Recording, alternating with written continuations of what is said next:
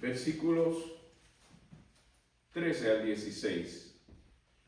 El Señor nos envía su palabra poderosa y hermosa. En 1 Timoteo capítulo 4, Amén. versos 13 al 16. Importancia de la enseñanza bíblica. 1 Timoteo capítulo 4, 13 al 16 nos dice así: entre tanto que voy, ocúpate en la lectura, la exhortación y la enseñanza. No descuides el don que hay en ti, que te fue dado mediante profecía con la imposición de las manos del presbiterio. Ocúpate de estas cosas, permanece en ellas, para que tu aprovechamiento sea manifiesto a todos. Ten cuidado de ti mismo y de la doctrina. Persiste en ello, pues haciendo esto te salvarás a ti mismo y a los que te oyeren. Amén. Bendita la palabra del Señor. Amén. Gracias, Señor, porque tú envías siempre la fortaleza y la bendición en tu palabra. Señor, te damos gracias porque tú cumples propósito con ella y nunca vuelve vacía, ni los que en ti confían. Muévete libremente en medio nuestro, Señor. Llévanos no solamente al entendimiento, pero al querer como el hacer tu voluntad. Amén. Te invocamos en el nombre del Padre, del Hijo y del Espíritu Santo. Amén. Amén. En este mes de énfasis de la educación cristiana es importante saber que hay enseñanzas en nuestra vida que nos iluminan. Hay muchas enseñanzas que hemos aprendido a vivir mejor, pero ninguna ha logrado ser tan beneficiosa y tan transformadora de manera que trascienda a nuestra liberación y salvación eterna. Esta es la importancia de la enseñanza bíblica. Tiene un efecto no solo circunstancial del momento. La enseñanza bíblica puede impactar y transformar nuestra vida eternamente. Es una enseñanza eterna. La palabra de Dios permanece para siempre. Cielo y tierra pasará, mas su palabra no pasará, ni los que en él confían. Por eso es la importancia de esta palabra bíblica. Y vea pues cómo lo enseña el apóstol Pablo a Timoteo para que llegue también a nosotros. Fíjese en el verso 13 de primera de Timoteo, capítulo 4, que él, sabiendo que hay tantas cosas que hacer, sabiendo que hay mucha actividad en nuestras vidas, nos dice, mire, ponga atención a esto. Entre tanto que voy, ocúpate en la lectura. Nuestros profesores y maestros nos decían, lo que piensas, lo que haces, puede ser influenciado por lo que lees. ¿Qué lees? Ocúpate de la lectura. Y en este caso, Pablo le está diciendo, ocúpate de la lectura. En nuestros países, muchos no tenemos la costumbre, la virtud, la tendencia a leer. Nos gusta mucho más ver ilustraciones, visiones. Gracias a Dios ya, por ejemplo, en nuestro país ya se está fomentando la cultura de la lectura, que es bueno leer. ¿Cuántos saben cuán importante es leer y leer la palabra de Dios? Amén. Y por eso la exhortación, el ánimo, es ocúpate en leer. No solamente en oír lo que dicen por ahí, oír que dijeron. Lee la palabra de Dios para que sepas cuál es la mejor guía y enseñanza. Algunos, cuando sacamos el cálculo, a ver cuánto tiempo yo ocupo en leer, yo cuando puedo, cuánto o si no estoy muy apurado, si puedo leer. Pero ¿qué significa ocúpate? Quiere decir que usted define en qué lugar va a ocupar la lectura de la palabra de Dios. ¿Qué tiempo le va a dedicar? Tal vez al teléfono yo puedo leer allí también la palabra de Dios. Y no solamente otras cosas. Debo desayunar, debo llegar a tiempo, hacer mis diligencias, pero y ocuparme es dedicar un tiempo para leer la palabra de Dios. ¿Hay alguien aquí que puede decir que le ha sido provechoso leer la palabra de Dios? Amén. Y luego dice allí que ocúpate en la exhortación. La exhortación no es regañar. Yo veo un versículo aquí para darte en la cabeza. Espérate. No, eso no es exhortar. Exhortar es inspirar, animar, motivar, levantar un aliento al que necesita aprender la enseñanza de la lectura de la palabra de Dios. Si yo no tengo nada bueno que compartir, mucha gente no se va a animar. Pero si yo comparto algo así como, oiga, mire qué encontré en la lectura de la palabra de Dios, mire qué enseñanza tan linda, tan hermosa. No es lo mismo que, bueno, yo leí, tú leíste, yo leí rapidito, ahí rápido leí. Eso no es exhortar. Exhortar es cuando yo quisiera que ustedes me dieran con todo su corazón. ¿Han leído algo que realmente sea interesante y maravilloso en la palabra de Dios? Entonces, ¿cómo hay que decirlo? Bueno, por ahí hay algo que leer. No, hermano, hay versículos que yo he leído hace muchos años, por muchas veces, pero hay un día que tomo la lectura de ese versículo como que se me enciende un bombillo en la cabeza. ¿A alguien le ha pasado eso? Entonces eso uno no lo dice como por decirlo, uno lo dice con ese entusiasmo, con esa pasión de que Dios me habló en este pasaje. ¿Hay alguien que Dios le ha hablado en un pasaje? Exhórtelo, dígalo con entusiasmo, así como cuando usted encuentra un buen baratillo y dice, oye, ¿te diste cuenta que están dando el tal por cual 2 por 1? Yo me encontré un pasaje bíblico que me dijo, quiero que sepas que la obra es mía y yo voy a hacer la obra y me voy a glorificar, aún en lo que parece una debilidad, una falla, una limitación. Yo quiero que sepan que Jehová es mi nombre y lo daré a conocer a través de lo que tú vivas de esta palabra. Cuando usted vive la palabra creyéndole a Dios, Dios hace la obra y entonces usted lo hace con entusiasmo, con ganas de animar a otros. Por eso es bueno empezar recibiendo el ánimo de Dios primero en nuestras vidas. Yo no puedo animar a nadie si yo no estoy animado. Entonces la exhortación que Dios me da a mí, me la da con gozo y con amor. ¿Cómo debo yo darlo a los demás, hermanos? Con gozo y con amor. Con gozo y con amor, esa es la exhortación. Y luego le dice, ocúpate en la enseñanza. Bueno, eso no es lo mío, yo estoy en otra cosa. No, usted enseña hasta cuando usted aprende a depender de Dios. Sin hablar mucho, usted enseña. Vivir la palabra de Dios es una forma de enseñar. ¿Cuántos saben esto?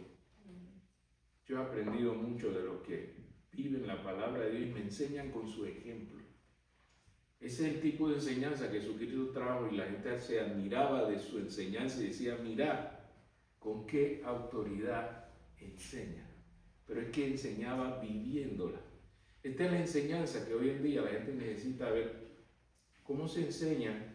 Viviendo la palabra de Dios. Y esto es lo que le dice Pablo, no solo a Timoteo, me lo dice a mí, se lo dice a usted también. Ocúpate, asegúrate de lo que estás haciendo. Tiene que ver con la lectura de la palabra de Dios, mostrar con mucho entusiasmo y ánimo a otros para que se animen a confiar en Dios, vivirlo de tal manera que tú puedas enseñar con el ejemplo. Vívelo, le dice Pablo en este versículo 13 de 1 Timoteo capítulo 4. Luego le dice, mira, Esto tiene un propósito y esto tiene un objetivo. Esto va dirigido, enfocado ¿a qué? Versos 14 y 15. Te dice el cómo y te dice para qué. Versos 14 y 15. Dice, no descuides el don que hay en ti que te fue dado mediante profecía con la imposición de las manos del presbiterio. Ocúpate. Ve que nuevamente está la palabra ocúpate en estas cosas. Permanece en ellas. ¿Para qué? Para que tu aprovechamiento no sea un secreto. Para que el provecho que tú le saques sea manifiesto. ¿A cuántos? A todos. No solo a los hermanos ahí en Emaús. A donde quiera que tú vayas, sea manifiesto el provecho de ocuparte. Ocúpate sin descuidarte. Hermano, esto tiene que ver con diligencia. ¿Qué es diligencia? Diligencia es cuando usted hace un esfuerzo práctico, coordinado, con cuidado y efectivo. La diligencia tiene que ver con no descuidarse. Por eso dice, no descuides. ¿Qué cosa? El don, el regalo, la gracia que recibimos de Dios, esos recursos de bendición que Dios nos da, es por gracia. Eso es un don. Y cada uno tiene un don, dice el Señor, por lo menos uno. Pero el ocuparse en él, si usted tiene un instrumento y no lo usa, ¿qué le pasa a ese instrumento? Y así tenemos dones y talentos que Dios nos da. Y esos dones y talentos no son para decorar nuestra vida. Esos dones y talentos es para que no nos descuidemos de Él, que no lo dejemos ahí tirado, sino que lo usemos para su gloria y edificación de los demás. Y Él por eso hace ese énfasis en el verso 14, no lo descuides. Tú tienes un don de Dios, algo que te prestó para que lo administres para su gloria. No te quedes como que, ¿de qué me está hablando el Señor aquí en su palabra? Tú sabes el don que Dios tiene para ti.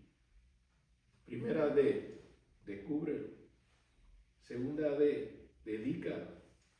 Tercera D, desarrollalo. Eso es ocuparse. Y por eso Él hace este énfasis. Que te fue dado mediante profecía, alguien predicó, el Señor te habló. Y vino un reconocimiento. Cuando se habla de la imposición de manos, es cuando los hermanos confirman, tú eres llamado por Dios, tú tienes un don para servir al Señor. Ese era el acto que se vivía cuando Pablo decía, cuando te fue dado mediante profecía y por medio de la imposición de manos. Es cuando vienen otros líderes y dicen, ya tu iglesia confirmó que tú tienes un don, ahora te vamos a ordenar para la obra del Señor. Ese es el acto que ustedes ven aquí que Pablo le está recordando a Timoteo. ¿Cómo fue? No fue que tú y Dios y tú y ya. No, fue algo que fue confirmado por la congregación y los otros líderes llegaron para confirmar tu llamado para servir a Dios. Y esta experiencia le está diciendo Pablo, acuérdate cómo es esto. Y vuelve y hace énfasis en el verso 15 como que el no descuidarnos es ocuparnos diligentemente y tiene un propósito. Dios quiere que el mundo sepa lo que Él hace en tu vida. No es una obra discreta y secreta. Dios quiere que todos sepan cuánto provecho hay en vivir la voluntad de Dios. ¿Cuánto nos damos cuenta que Dios nos está llamando a que seamos testimonio para todos del provecho que hay en ocuparnos en la voluntad de Dios? ¿Cuánto nos damos cuenta que Dios no te está llamando para que te quedes aquí calladito, escondidito? Ese verso 15 tiene que ver con que ¿cuántos saben lo bueno que es Dios en tu vida? ¿Cuántos pueden decir aquí que Dios es bueno? Y que todo el tiempo, para que todos lo sepan, para que todos se den cuenta, para que tu aprovechamiento sea manifiesto. ¿A cuánto? ¿A 2 o 3? No, a todo el que se acerca a tu vida o que tú te acerques a su vida, sepan que hay provecho en vivir la voluntad de Dios. ¿Cuántos creen en esto? Amén. Y viene en el verso 16, una de las partes más delicadas en nuestra relación con Dios. Yo quiero que ustedes observen que en ese versículo 16, Pablo dice, mira, es bueno ocuparse en el Señor, es bueno no descuidar el don, es bueno dar buen testimonio de lo que Dios hace y uno aprovecha delante del Señor. Pero en el verso 16 hay como una alarma. Hay como, oiga, ten cuidado de ti mismo. Usted dirá, pero ¿por qué Pablo le dice ten cuidado de ti mismo? Porque nosotros enfrentamos mucha adversidad. Tenemos un enemigo terrible, huestes de maldad, de las tinieblas, Satanás mismo, con la influencia en el mundo. La figura que se describe aquí es como que son tres grandes enemigos, el diablo, el mundo que él usa aún hasta nuestros familiares que nos adversan y amigos. Pero el tercero dicen que es el más peligroso, porque los dos primeros están fuera de nosotros. Pero el tercero, ten cuidado de ti mismo. ¿Se dan cuenta por qué Jesucristo, cuando llama a los discípulos, dice, el que quiera ser mi discípulo, lo primero que tiene que hacer es niéguese a sí mismo, tome su cruz cada día y sígame? Porque lo más difícil es no vivir una vida egocéntrica, sino cristocéntrico. Pero que a mí me parece, yo creo, yo pienso, mi punto de vista. No. El Señor dice, ten cuidado, porque tu percepción puede que no sea la realidad de Dios. Pero cuando tú pones primero a Dios como soberano, pones a Cristo como Rey y Señor, ya no es tan importante qué yo pienso, qué me parece, sino qué dice Dios en su palabra. ¿Qué quiere Dios que yo haga con esta situación? Ten cuidado de ti mismo, porque a veces las emociones y los impulsos de la carne, el Señor quiere que tengas un balance. Tu vida interior afecta tu vida exterior. Tu vida interior tiene que ver con el alma y el espíritu. La vida exterior tiene que ver con la física, que tiene que ver con cómo lo vivimos en balance. Balance de alimento, trabajo y descanso. Si nosotros no tenemos balance en esas cosas, pregúntele al doctor de dónde vienen muchas enfermedades crónicas. Balance. Falta de balance. Por eso el tener cuidado de ti mismo, tómate tiempo, ocúpate de no solo disfrutar las cosas físicas y emocionales, pero ocuparte, como dicen las espirituales, lectura, oración, estudio de la palabra. Por eso comienza el versículo 13 diciendo, ¿en qué debemos ocuparnos? Para tener una vida en balance, que no todo es activismo, brincar y correr. También es tiempo de estar quietos delante de la palabra del Señor y pasar tiempo con Dios en un devocional donde Dios también tiene un punto de vista que darnos. Y no solamente nosotros, Señor, te pido, Señor, yo quiero, Señor, yo quisiera, pero ¿qué tú quieres de mí, Señor? Ese tiempo de balance que nosotros necesitamos en nuestro, le llaman en inglés como quiet time, como el tiempo quieto, es buscar un balance. No todo es brincar y correr, pero tener cuidado de nosotros para tener una vida saludable. Acuérdense, salud física, emocional y espiritual, recordando que nuestro cuerpo es templo del Espíritu Santo. Así es. Entonces no todo es físico. O ignoráis que vuestro cuerpo es templo del Espíritu Santo, como dice 1 Corintios 6, 19 y 20. Es un reclamo que Dios hace porque Él nos ha creado y pagó el precio de nuestra redención. Tiene todo el derecho de exigir. 1 Corintios, capítulo 6, 19 y 20. Para que sea Dios que se lo diga si se nos olvida. A mí me gusta tal cosa, yo quiero estar en esta condición, pero ¿qué dice el Señor de nuestro cuerpo? Que debemos tener cuidado de ti mismo. 1 Corintios 6, 19 y 20. 1 Corintios 6, 19 y 20. ¿O ignoráis que vuestro cuerpo es templo del Espíritu Santo, el cual está en vosotros, el cual tenéis de quién? De Dios, y que no soy vuestro? ¿Por qué? Verso 20, porque habéis sido comprados por precio. Glorificad pues a Dios. ¿A dónde?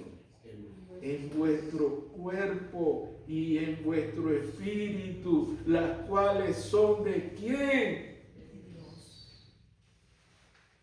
Cuando usted actúa como que tiene un cuerpo prestado que le pertenece a Dios, no es lo mismo que usted lo trate como sea descuidadamente. Ten cuidado de ti mismo con ese templo del Espíritu Santo. Por eso Pablo le está advirtiendo, ten cuidado de ti mismo, porque tú sabes que muchas de las cosas en las que hemos tropezado han sido por nuestros impulsos en la carne. Se conoce como la concupiscencia, cuando nuestros bajos instintos en la carne nos impulsa. Entonces el Señor nos dice, replantea esa situación. ¿Qué significa esto? Vuelve a establecer las prioridades de balance en tu vida. ¿Cómo se puede hacer eso para no caer en las debilidades de la carne? Qué bueno que la palabra del Señor no solo nos dice el problema, nos dice la solución. ¿Sabe cuál es la solución? Gálatas 5, 16 al 18. Dios te está diciendo, ten cuidado de ti mismo, cuidado que tropiezas por los deseos de la carne. Y en Gálatas 5, 16 al 18, Dios te señala también la solución. En Gálatas 5, 16 al 18, tenemos un problema con la carne, con esa tendencia de la concupiscencia de la carne. ¿Cómo luchamos con esto? Esta batalla tiene estrategia. Y la estrategia de Dios está en Gálatas 5, 16, 18. ¿Cuál es la estrategia de Dios para no andar según la carne, sino en el Espíritu? Dice Gálatas 5, 16 al 18. Digo pues, hermano, andar es constancia. Andar es muy de seguido. Andar en el Espíritu y no satisfagáis, ¿qué cosa? Los deseos de la carne, que es el problema que nos aparta del Señor. ¿Por qué? Porque el deseo de la carne es contra el Espíritu y el del Espíritu es contra la carne. ¿Y estos qué hacen? Se oponen entre sí para que no hagáis lo que quisiera. Como dice Pablo, quiero hacer lo bueno y termino haciendo lo malo. ¿Cómo se supera eso? Dice, verso 18. Pero si sois guiados por el Espíritu, no estáis bajo la ley. Nada ni nadie te puede obligar a hacer lo malo si tú andas en el Espíritu. Cuando tú dependes de la guía espiritual del Señor, tú puedes enfrentar cualquier tentación, porque juntamente con la tentación, ahí va a venir la salida. El Señor está contigo como Él lo ha prometido y ha dicho, y yo estaré con vosotros por ¿cuántos días? Todos los días. Todos los días. ¿Hasta cuánto tiempo? Hasta el fin del mundo. No estamos solos en esta batalla. Qué bueno que tenemos un Cristo que vivió enfrentando la tentación, y cuando fue tentado, ¿qué citaba? Oh, yo opino Satanás, que a mí me parece. No, él citaba, escrito está. Y usted solamente alcanza ese nivel de dominio de la palabra de Dios si usted se ocupa en la lectura, si usted se ocupa en la exhortación, si usted se ocupa en la enseñanza. Entonces Cristo pudo decir, vea pues, escrito está, no solo del pan vivirá el hombre, Hermano, no nos dediquemos solo a comer el alimento físico, dediquémonos también a comer el alimento espiritual. ¿Cuántos creen que es provechoso alimentar nuestras vidas con el alimento espiritual? Para que podamos andar en el Espíritu. Por eso hay que empezar con la lectura, la exhortación y la enseñanza, el estudio bíblico. Para eso estudiamos la Biblia. Y les animamos, hermanos, venga, vamos a meternos en profundidad en la palabra de Dios para que el Señor te enseñe a vivir su voluntad. Entonces puedes andar en el Espíritu, como dice Gálatas, capítulo 4. Ciertamente, esta es la voluntad de Dios. Y nos dice en Romanos, capítulo 8, cómo hacer. Romanos 8, 12 al 17. Para no andar en la carne, hay que hacer morir las obras de la carne. Romanos, capítulo 8, versículo 12 al 17. Nos dice la palabra de Dios en Romanos, capítulo 8, versículo 12 al 17. ¿Qué nos dice Romanos capítulo 8, versículo 12 al 17? Así que, hermanos, batalla con la carne. Así que, hermanos, deudores somos no a la carne para que vivamos conforme a la carne. No le debemos nada a la carne, ni al mundo, ni a la influencia de la carne. Para que vivamos conforme a la carne, no tenemos deuda, verso 13. Porque si vivimos conforme a la carne, ¿qué pasa? Moriréis. Mas si por el Espíritu hacéis morir las obras de la carne, viviréis. ¿Se dan cuenta cómo la palabra del Señor te dice dónde está el problema y dónde está la solución? ¿Cómo resuelve esa batalla con la carne? Viviendo en el Espíritu. Porque todos los que sois, todos los que son guiados, verso 14, por el Espíritu de Dios, estos son hijos de Dios. Pues no habéis recibido el espíritu de esclavitud para estar otra vez, que miedo, que en temor, sino que habéis recibido, ¿qué cosa? El espíritu de adopción, por lo cual clamamos, Abba, Padre, Papi, Papito. Es el nivel de relación íntima con Dios. Verso 16, el Espíritu mismo da testimonio a nuestro espíritu de que somos hijos de Dios. Usted no tiene que depender de que alguien le diga, ¿tú te crees que tú eres hijo de Dios? El Espíritu de Dios te lo dice. Tú eres hijo de Dios.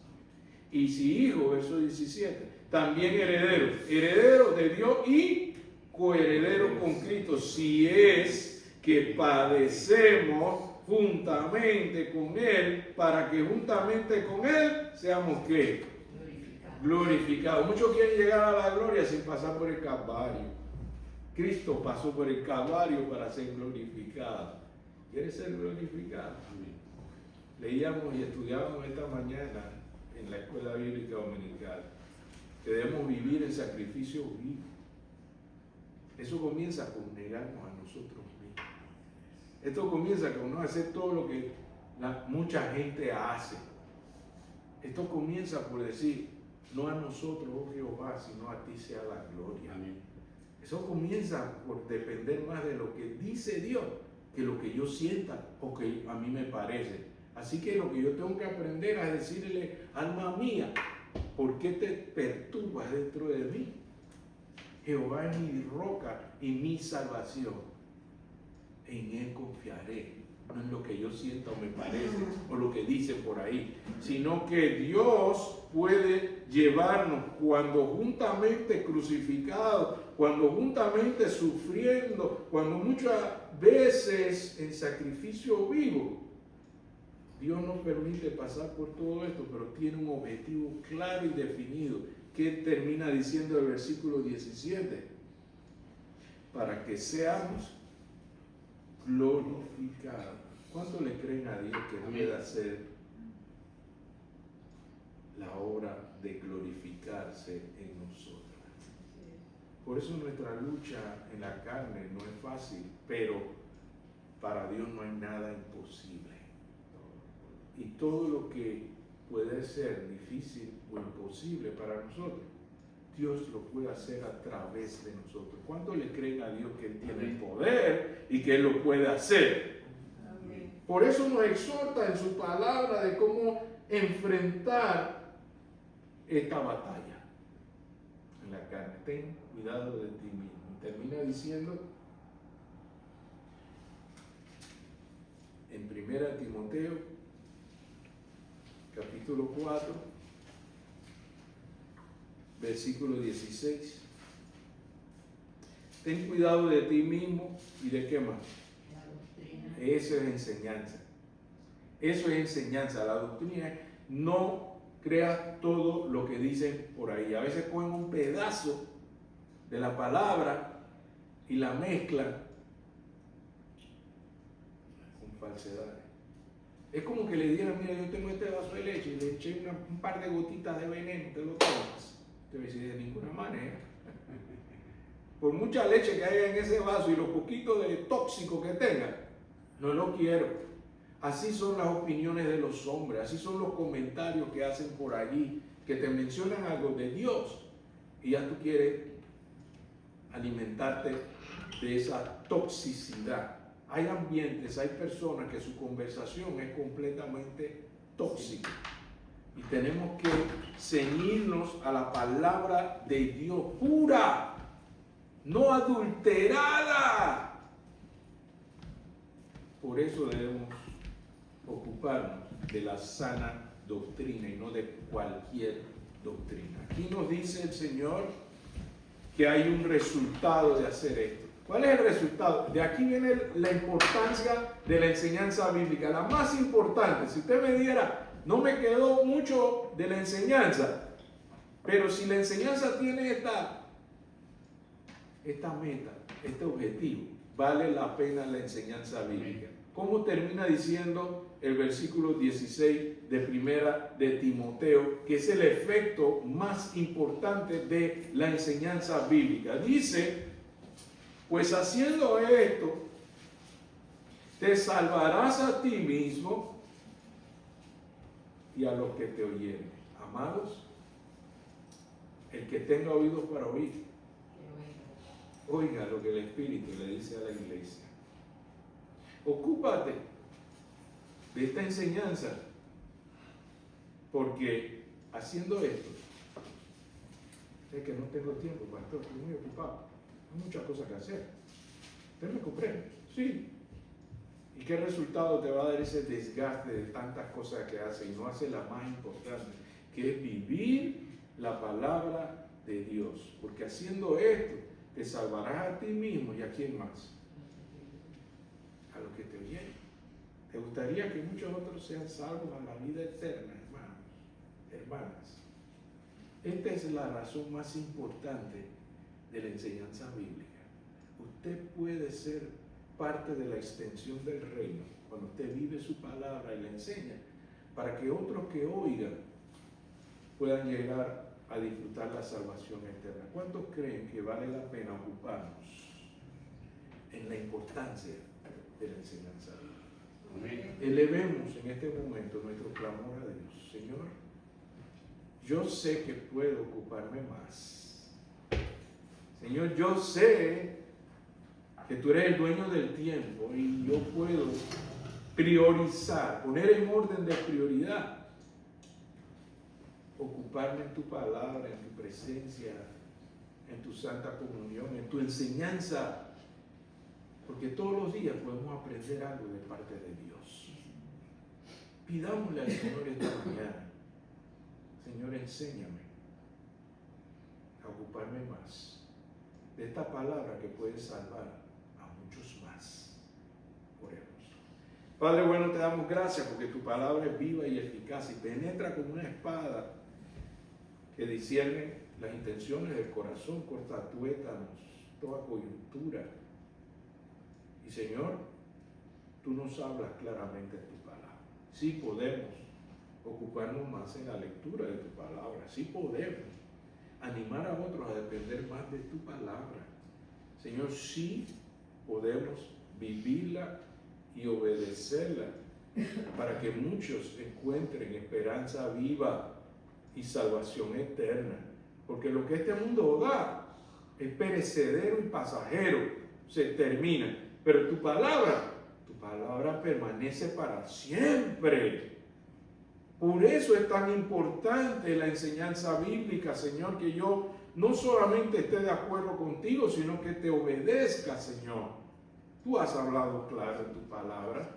Danos, por favor, el querer como el hacer tu santa y bendita voluntad. Te invocamos en el nombre del Padre, del Hijo y del Espíritu Santo.